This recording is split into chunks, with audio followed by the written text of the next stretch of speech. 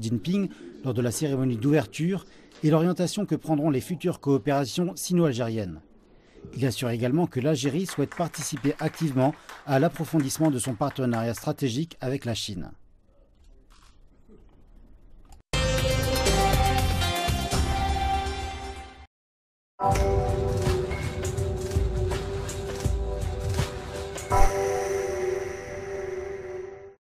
On sait que la Chine et l'Algérie célèbrent cette année le 60e anniversaire de l'établissement de leurs relations diplomatiques. Quel bilan faites-vous de cette relation d'un demi-siècle et comment qualifierez-vous la relation actuelle entre les deux pays?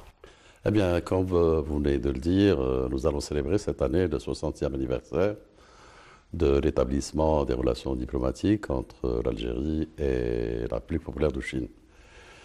Ce qu'il faut souligner, qui est très important, c'est que l'établissement des relations diplomatiques entre nos deux pays s'est fait pendant que l'Algérie était en train de mener son combat pour l'indépendance. Donc c'est une très forte symbolique et ça a été parmi les premiers pays à reconnaître la République, le gouvernement de la République algérienne, le gouvernement provisoire de la République algérienne. Donc ça a été un moment très fort, cette reconnaissance, puisqu'elle s'est traduite par tout un soutien matériel, diplomatique à la révolution algérienne. Donc pour nous, c'est une date assez importante et c'est toute l'année 2018, que nous allons célébrer en Algérie et en Chine, cet important événement, donc cette reconnaissance. Il est évident que c'est une vieille relation qui a fait que, comme je disais tout à l'heure, elle est passée par plusieurs étapes. Elle est passée d'abord à l'étape de soutien, donc comme je disais, diplomatique, logistique, financier, matériel à la révolution algérienne. Elle s'est traduite, après l'indépendance de l'Algérie, par une coopération technique très très appréciée. Donc la Chine nous a accompagnés dans la naissance de la République algérienne après son indépendance. Donc ça a été des moments très forts. Et aujourd'hui, elle a atteint un niveau de coopération exemplaire. La Chine est le premier partenaire de l'Algérie. Nous avons un échange pratiquement de 8 milliards de dollars cette année, plutôt l'année qui vient d'être écoulée, donc entre nos deux pays. Sur les 7 dernières années, il y a eu près de 80 milliards de dollars d'échanges. Donc il y a une présence extraordinaire d'entreprises chinoises en Algérie. Il y a une coopération dans tous les domaines. Aucun domaine n'est épargné, que ce soit dans l'industrie, dans les infrastructures, dans la formation, l'éducation, l'agriculture, l'industrie, comme je le disais, avec toutes ces déclinaisons. Donc il y a une forte coopération. Cette coopération est venue se renforcer en 2014 par la signature de le partenariat stratégique global que nous avons entre les deux pays. Donc ce partenariat de stratégie globale définit, si vous voulez, un peu le cadre de cette coopération. Et l'Algérie a été le premier pays arabe à bénéficier, si vous voulez, de ce partenariat stratégique global. Donc le partenariat lui-même s'est décliné en plusieurs accords, donc dans plusieurs domaines. Et en 2016, nous avons signé un accord sur le renforcement des capacités productives, donc ce qui permet aussi donc, de marquer une attention très très particulière dans les domaines surtout de l'industrialisation, et puis il y a un suivi régulier.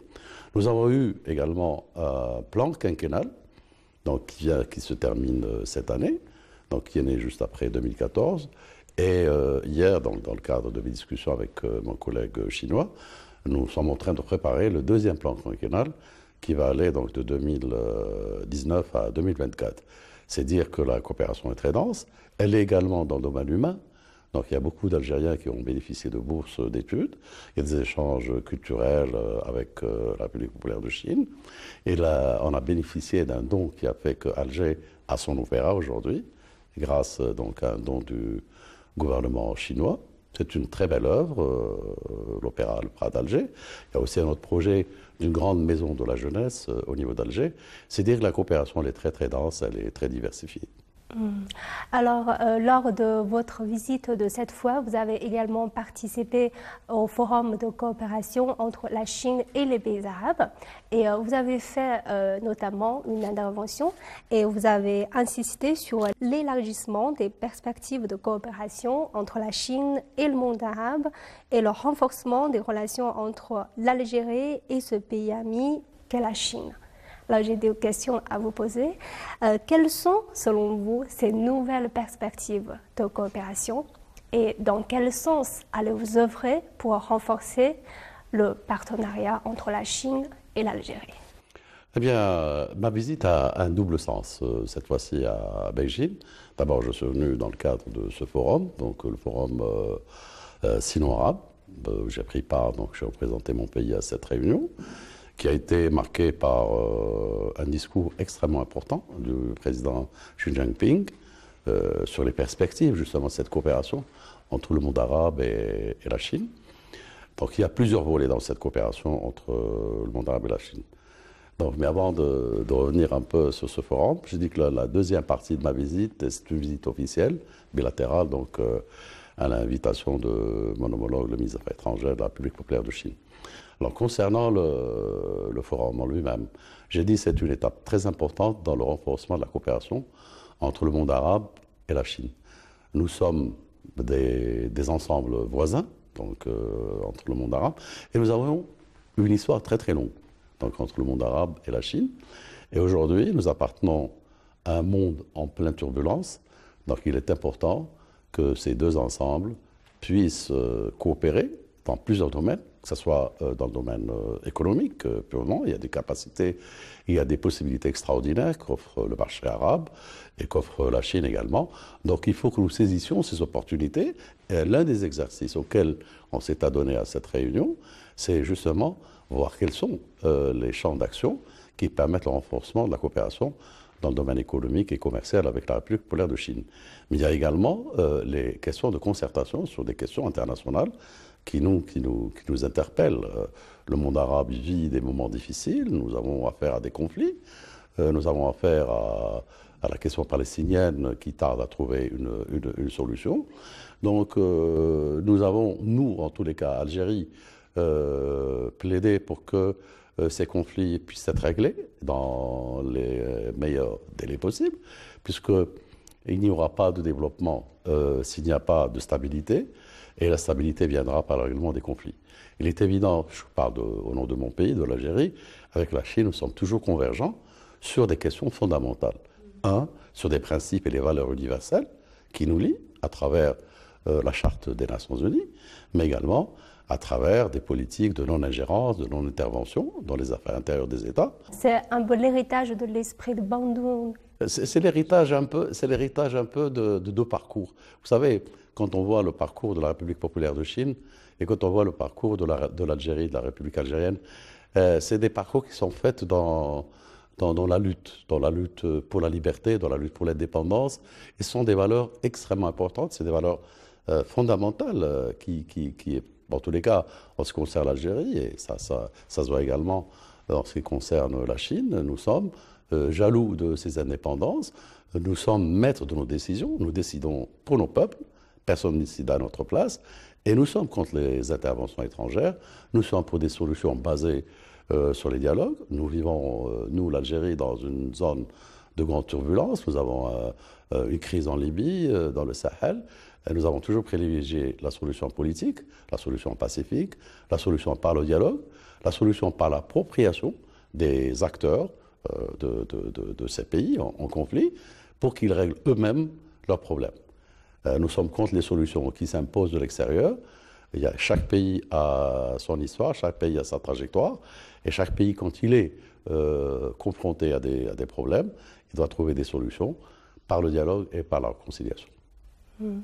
Alors, vous avez insisté aussi dans le sommet de l'Union africaine de cette année, l'absolue nécessité pour les Africains de s'organiser et se rassembler au service du développement du continent. Pouvez-vous nous expliquer davantage quel message souhaitez-vous transmettre? Vous savez, je reste sur la même ligne. Je dis l'appropriation l'Algérie s'approprie son développement, l'Afrique doit s'approprier sa destinée. Et tous les efforts qui sont faits, ils ne datent pas d'aujourd'hui, ils datent depuis quelques années déjà, quand nous avons lancé le NEPAD, donc la nouvelle initiative développement économique pour l'Afrique, dont le président Bouteflika avec les présidents Obasanjo du Nigeria et le président Thabo Mbeki d'Afrique du Sud, ont lancé cette initiative dans le but pour l'Afrique de s'approprier son développement. Et si vous voulez, c'était un peu l'initiateur d'un plan africain pour que l'Afrique puisse s'approprier son développement et que l'Afrique aujourd'hui, ce que nous constatons, c'est que nous avons des positions communes. Nous parlons d'une seule voix. Si je prends l'exemple sur la réforme du Conseil de sécurité, par exemple, nous parlons d'une seule voix. Nous avons une stratégie qui est née de ce qu'on appelle l'esprit des Soluni ou la résolution des Soluni, qui demande à ce qu'il y ait plus de démocratisation du système des Nations Unies, une réforme du Conseil de sécurité, un élargissement qui tienne compte un peu d'une présence beaucoup plus grande d'un continent, qui est un continent émergent, 55 pays, plus d'1 milliard d'habitants. Donc il est évident que nous devions être partie, si vous voulez, en tant que continent, des questions internationales et surtout que nous soyons partie prenante à toute décision qui concerne le futur de l'Afrique. Donc si vous voulez, l'appropriation est devenue une priorité fondamentale pour les Africains. C'est dans cet esprit qu'on a eu le sommet de Nouakchott. Nous avons dégagé des lignes directrices. Comme vous le savez, nous avons ce qu'on appelle tout un plan qui nous amènera aux années 2063. Donc c'est dans cette perspective d'une intégration beaucoup plus grande. Nous avons, lors du sommet de janvier dernier, donc, adopté ce qu'on appelle la zone africaine de libre-échange, et c'est devenu maintenant une réalité. Donc il y a plus de possibilités de commerce et de trafic interafricain. Cependant, l'Afrique est un continent en développement. Donc l'Afrique a besoin également de ses partenaires. Et la Chine occupe une place importante dans l'accompagnement de l'Afrique dans ses efforts de développement. Justement, vous avez évoqué aussi le 3e sommet du Forum de coopération Chine-Afrique. Donc, quelles sont vos attentes par rapport au sommet de cette année?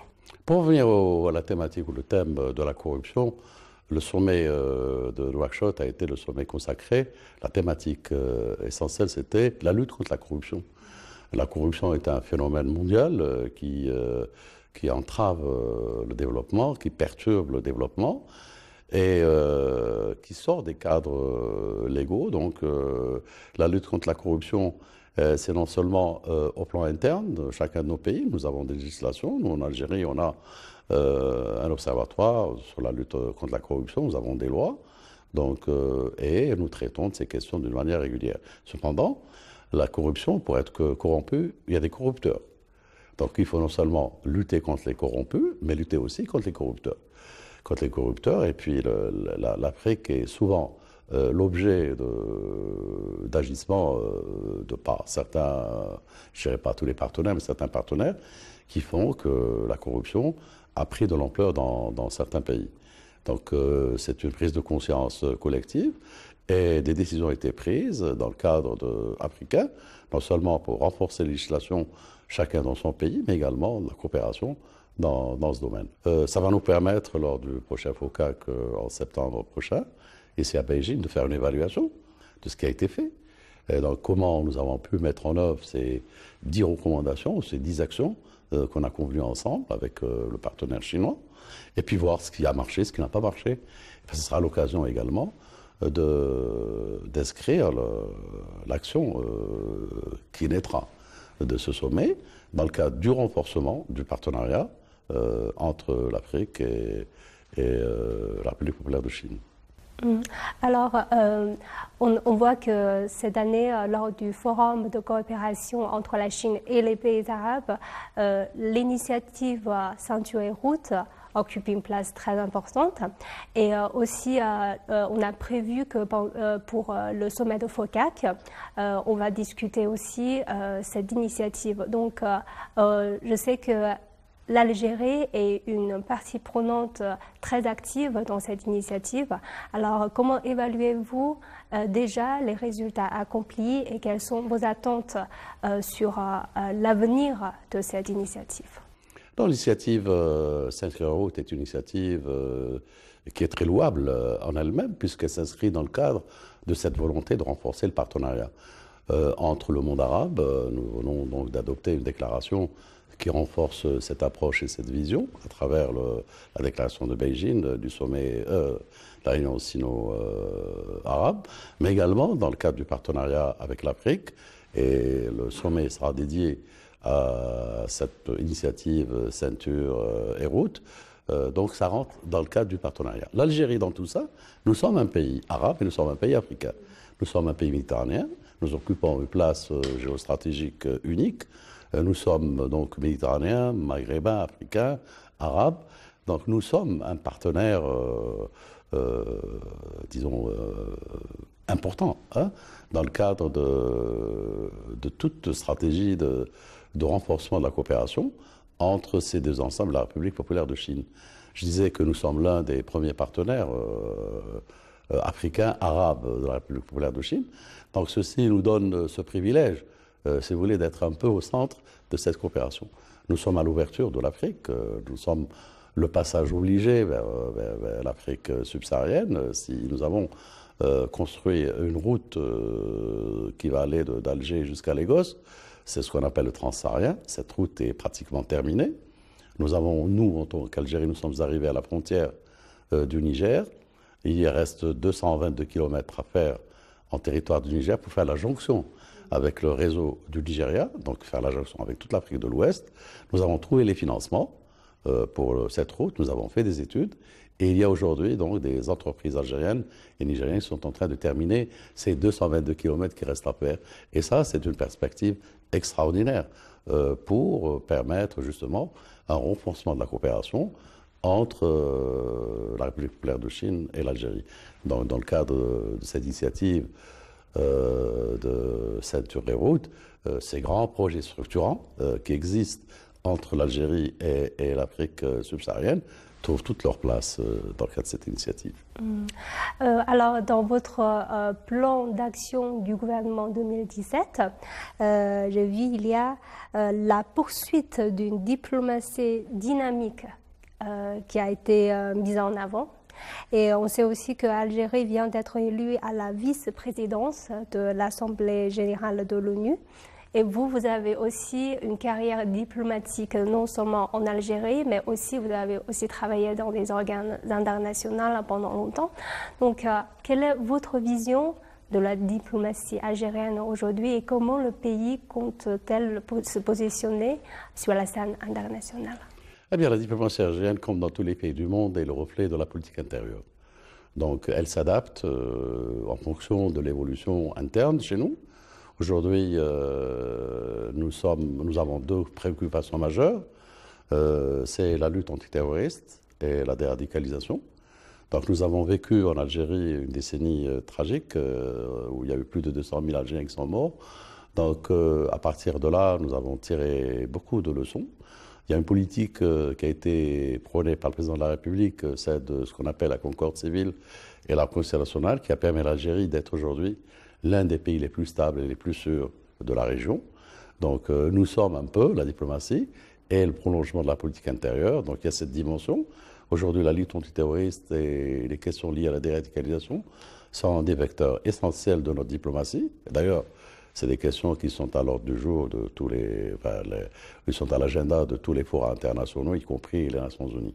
Nous sommes également le prolongement de la politique intérieure, au sens où l'Algérie, comme vous le savez, aujourd'hui, il y a un recadrage économique. Le recadrage économique, c'est que nous avons un nouveau plan que le président a initié pour diversifier notre économie, sortir un peu, si vous voulez, de la dépendance du pétrole. Bon, il fait des yo-yo, ça monte, ça descend.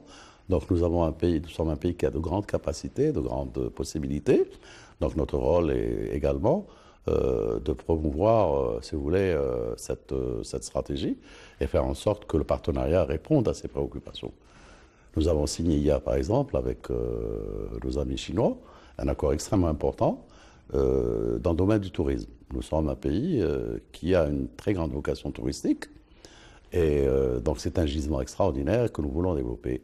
Nous avons des accords dans le domaine de l'agriculture également. Nous sommes un pays agricole que nous voulons développer.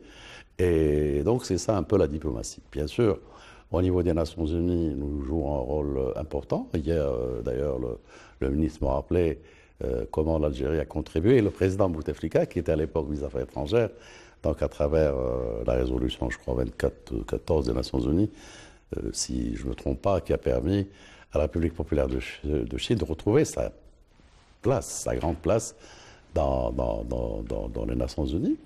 Et c'est une politique basée sur la philosophie du non-alignement. Donc c'est une ligne que nous avons toujours défendue. Et c'est une politique de soutien aux causes justes. Nous avons toujours été aux côtés des peuples qui luttent pour leur indépendance ou pour leur autodétermination. Ça, c'est des choix stratégiques. C'est vrai que vous avez beaucoup évoqué la lutte contre le terrorisme. Vous avez évoqué aussi à maintes fois, à maintes occasions, vous avez même donné des conférences sur ce thème. Alors, quelles sont les expériences?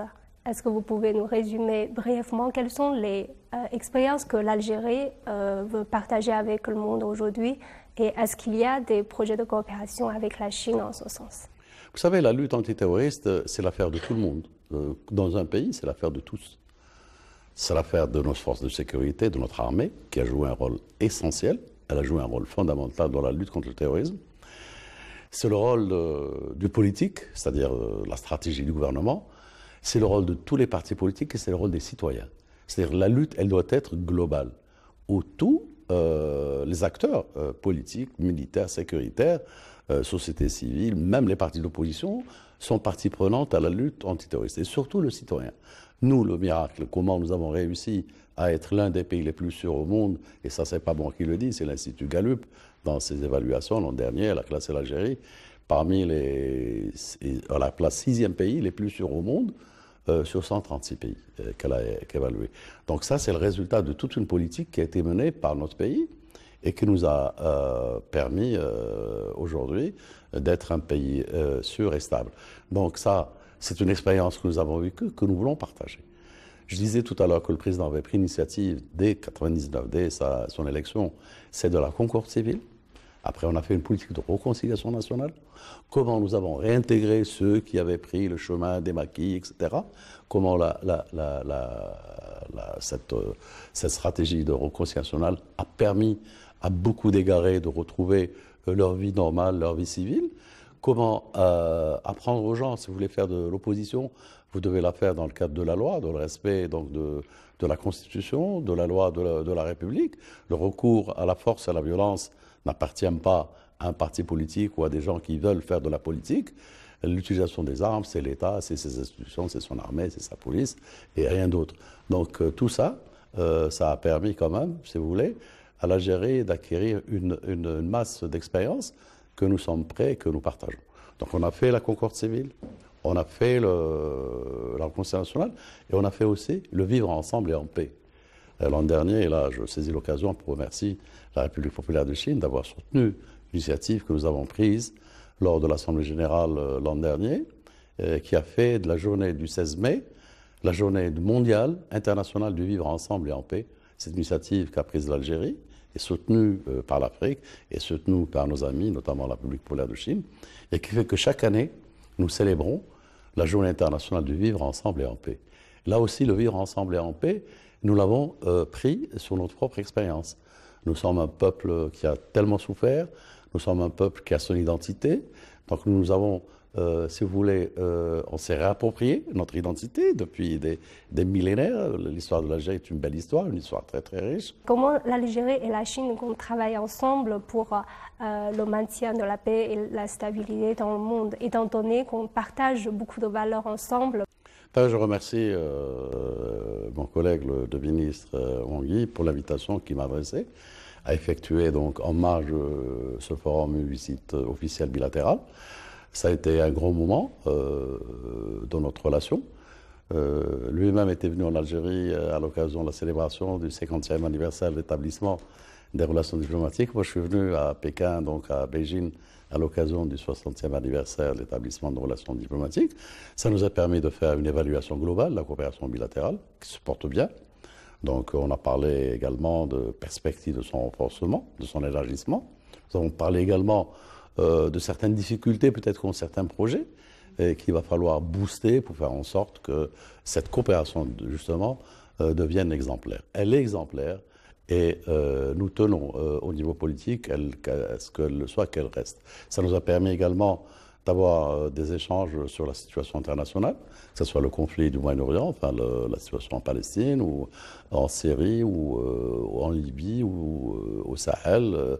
Donc toutes ces questions qui aujourd'hui nous interpellent tous, ces conflits qui font que nous ne pouvons pas continuer, lorsqu'on appartient à ces espaces, à continuer à vivre dans la tranquillité, si vous voulez, tant que ces questions-là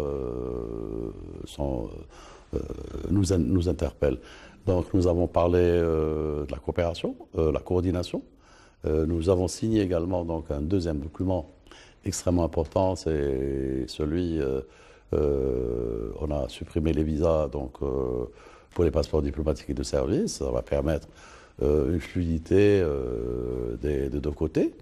Et puis surtout, nous avons donc signé un document extrêmement important, celui de la création d'un mécanisme de concertation entre nos deux ministères des Affaires étrangères sur des questions internationales importantes. Donc ça va nous permettre de nous réunir, par exemple, à la veille de l'Assemblée générale, que nos cadres se rencontrent pour examiner un peu les grandes questions à l'ordre du jour, ce que nous pouvons faire ensemble et quelles sont les questions sur lesquelles nous convergeons.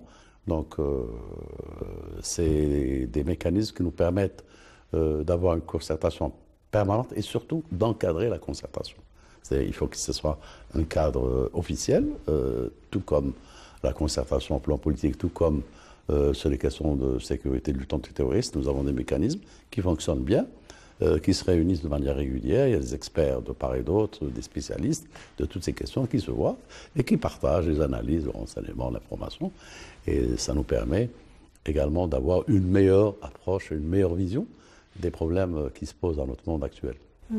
Alors, je vous remercie, Monsieur le Ministre, d'avoir accordé cette interview à nous. Je vous remercie. C'est moi qui vous remercie et je salue à travers vous tous les téléspectateurs de CCTL.